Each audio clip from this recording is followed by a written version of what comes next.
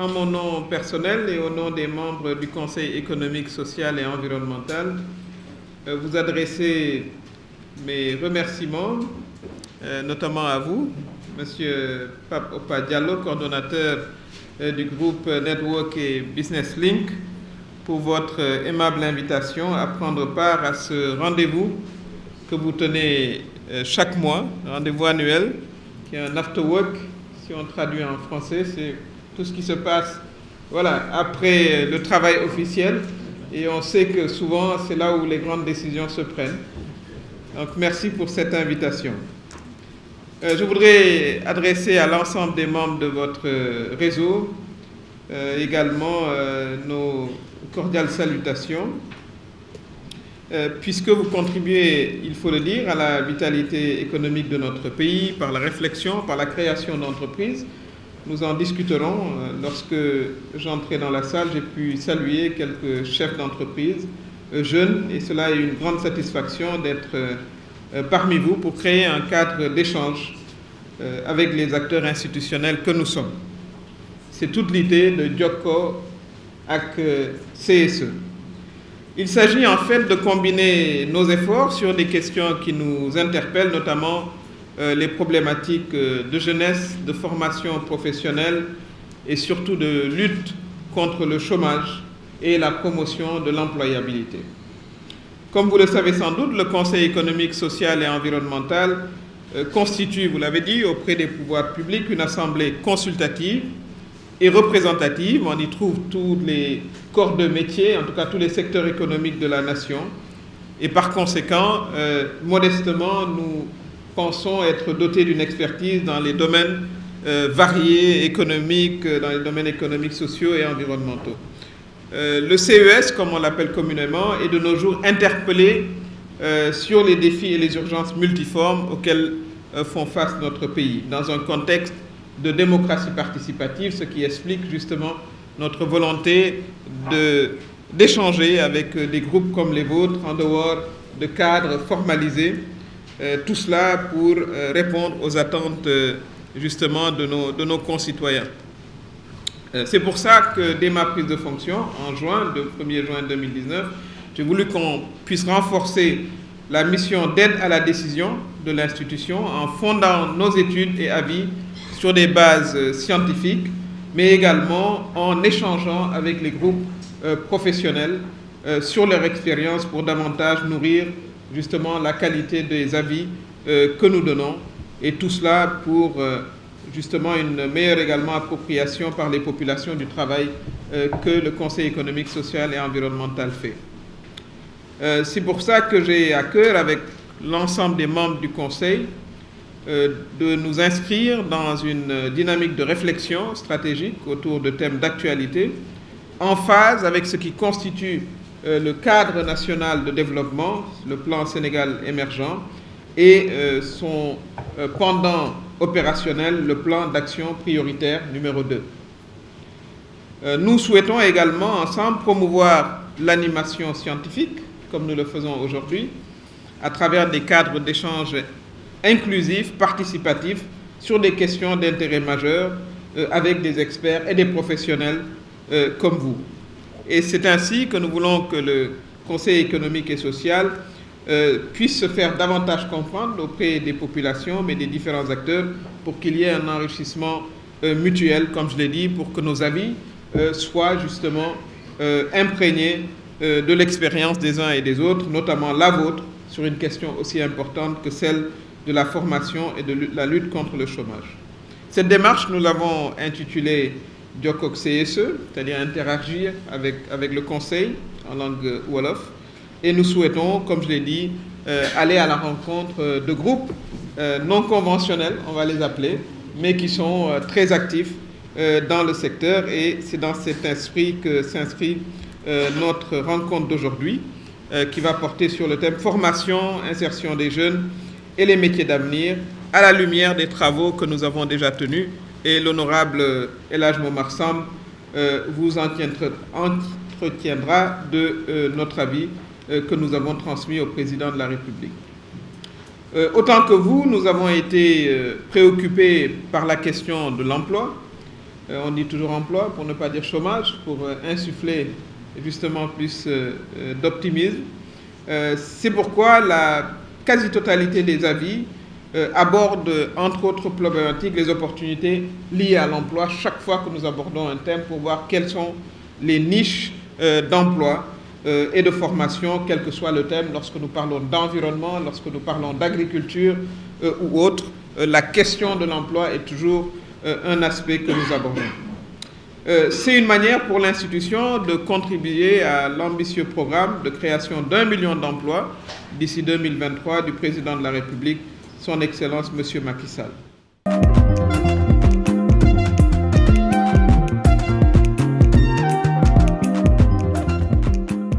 Directeur, je ne vais pas répondre à des questions. On a échangé, je crois. Il y a des suggestions qui sont venues vers nous et on va en tenir compte. Notamment la question sur qu'est-ce qu'on va faire avec les déchets du pétrole et la perspective même de créer des emplois dans le recyclage des déchets du pétrole. Ça, c'est des idées qu'il faut prendre en compte. Et dans la nomenclature, justement, des métiers et dans le contenu local, il faudra en tenir compte. Donc, ce sont des suggestions et nous prenons note. Les métiers du numérique, par contre, sont labellisés, il y a une nomenclature précise, ils sont très détaillés. De ce point de vue-là, je pense que la documentation existe et c'est vrai qu'il faut établir des normes et des standards lorsqu'on parle de numérique, puisqu'il y a des questions également, comme cela a été souligné, de sécurité et autres. Nous comptons effectivement échanger avec les universités. Ça, c'est la première rencontre extérieure pour partager justement nos réflexions, mais également les enrichir comme nous avons fait aujourd'hui. L'idée d'avoir un link entre les ISEP, les universités virtuelles et les écoles de formation, je pense que c'est une bonne réflexion. Peut-être que l'idée serait de travailler sur des sujets particuliers. Si on prenait la question de l'emploi, on pourrait voir quelle est la réflexion croisée de ces institutions. Donc ce sont également de bonnes suggestions. Les métiers du pétrole en aval, effectivement, avec tout ce qui concerne l'automobile, mais je crois qu'on peut inscrire ça dans la rubrique de la logistique. La logistique, il y aura plus que de l'automobile, il y aura des plateformes de transport, de transbordement, etc. Donc je pense effectivement que l'aval est également un élément du contenu local. Vous avez évoqué également la territorialisation de la formation professionnelle. Nous sommes tout à fait d'accord. Il faut que le jeune qui est dans une petite commune puisse accéder également à la formation professionnelle. C'était l'idée du président de la République, je l'ai dit au début, lorsqu'il envisage de mettre une école, un lycée professionnel dans chaque département. Et il faut aussi savoir qu'un lycée professionnel coûte excessivement cher, puisqu'il faut tout le matériel de formation. Mais l'objectif, c'est, sur les 4 prochaines années, d'avoir un lycée professionnel dans chaque département. Évidemment, des lycées spécialisés pour prendre en compte l'économie locale. Par exemple, un lycée qui traite des mines à Kédougou, ça fait du sens. Des lycées agricoles dans le Kaolack, etc. Une question centrale est intervenue, et nous la faisons également nôtre, c'est les services d'orientation nécessaires pour les jeunes. C'est le cas dans les lycées, dans beaucoup de pays. Et c'est vrai que lorsque vous avez 14 ans, 15 ans ou même 18 ans, vous n'êtes pas trop sûr de ce que vous avez envie de faire.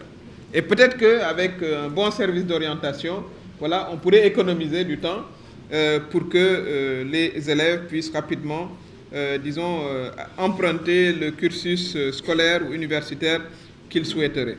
Donc cela, nous le prenons en compte et nous transmettrons également cette préoccupation.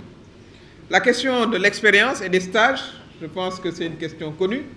Et l'idée peut-être d'une bourse de stage, nous allons l'émettre et voir avec... nous avons le patronat qui siège d'ailleurs au niveau du Conseil économique et social. Nous allons également leur transmettre la question pour avoir une bourse des stages ouverte peut-être au mois d'avril entre les entreprises qui voudraient recevoir des stagiaires et ceux qui pourraient effectivement postuler à ces stages-là. Parce que nous savons que le plus difficile, et nous l'avons tous vécu comme professionnels, c'est la première expérience. C'est la plus difficile et ça, il faut effectivement un soutien particulier. Alors, le statut juridique des startups, il faut dire qu'une nouvelle loi qui date d'il y a 3 ans permet la création quand même d'entreprises avec seulement 100 000 francs. Ce n'est pas quand même une somme énorme lorsque l'on veut entreprendre. Ça, c'est une réforme de l'UEMOA. Et effectivement, vous soulevez la question de l'accompagnement fiscal. C'est une question aussi assez sensible. Parce que je crois qu'un de nos amis dit qu'ils font 10 millions. Ils ont pu faire 10 millions par an. Bon, 10 millions par an, il faut payer quand même un peu d'impôts. Hein. Voilà. Et donc, ça, c'est également important qu'on comprenne le sens de l'impôt. C'est l'impôt qui permet voilà, de rouler sur des routes, d'avoir de l'eau, de l'électricité. Mais la question est pertinente.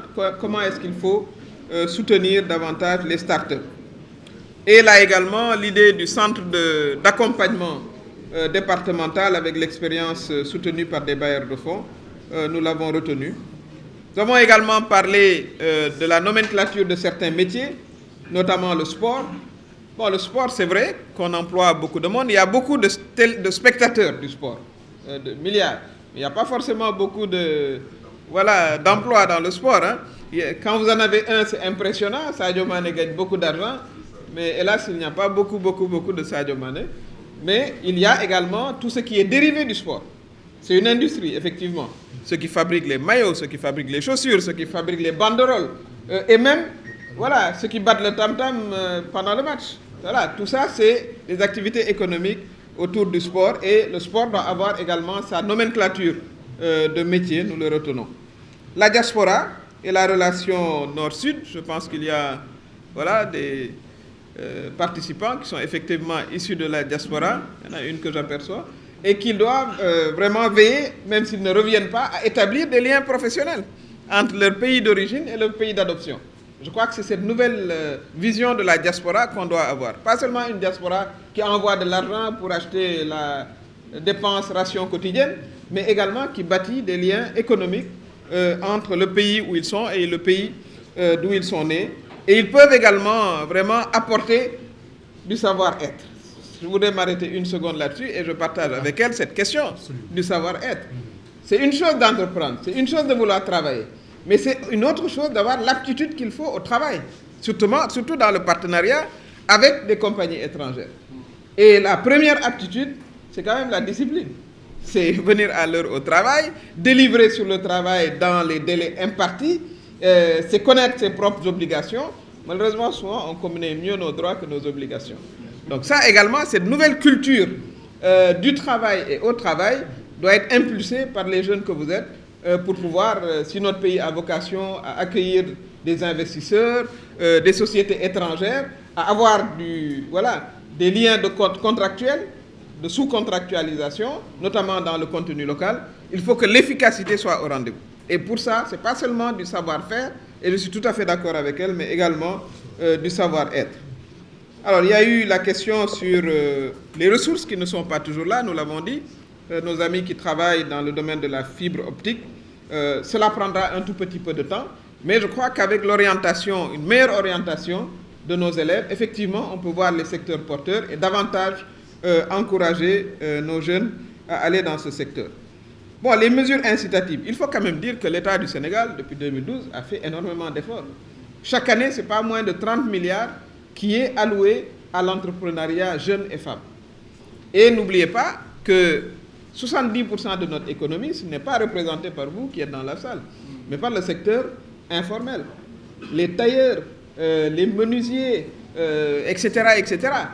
Les PME, réellement, généralement, elles sont du secteur informel. Et elles ont reçu également un appui. Donc il faut qu'on sache également que nous avons pas des moyens extraordinaires, ils seront plus importants certainement avec le pétrole et le gaz, mais il y a des efforts importants qui ont été faits. Et d'ici 2050, comme on évoquait la date, on espère que voilà, en 2035, le PSE aura atteint ses objectifs et qu'on sera en meilleure situation. La question du pétrole, est-ce qu'on se prépare, puisqu'il y a des métiers très avancés? J'informe qu'il y a quand même l'Institut national du pétrole qui a été créé, qui est extrêmement sélectif et qui attire même des élèves qui ont eu leur master à l'étranger et qui postulent pour qu'on puisse avoir les ressources nécessaires pour tirer un grand profit justement du pétrole et du gaz. Je pense que la rencontre a bel et bien tenu ses promesses puisque nous avons eu droit à des échanges de bonne qualité.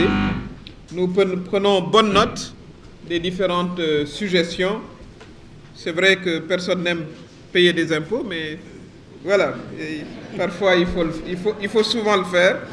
Mais la préoccupation est entendue, comment est-ce que les startups vraiment pourraient avoir un statut particulier, et nous ferons le plaidoyer.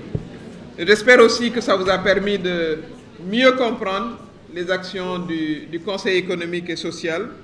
Et comme je l'ai dit à l'ouverture, nous nous tenons disponibles pour continuer cette bonne collaboration sur des sujets particuliers. Je sais que vous êtes intéressés à discuter de la promotion du civisme et de la citoyenneté. Nous avons, je dois vous dire, abordé cette question lors de notre dernière session. Et ce serait avec beaucoup d'enthousiasme voilà, que nous continuerons notre collaboration sur cette question et sur d'autres questions. Voilà, je vous souhaite d'excellents moments d'échange d'affaires et surtout une bonne collation. Merci.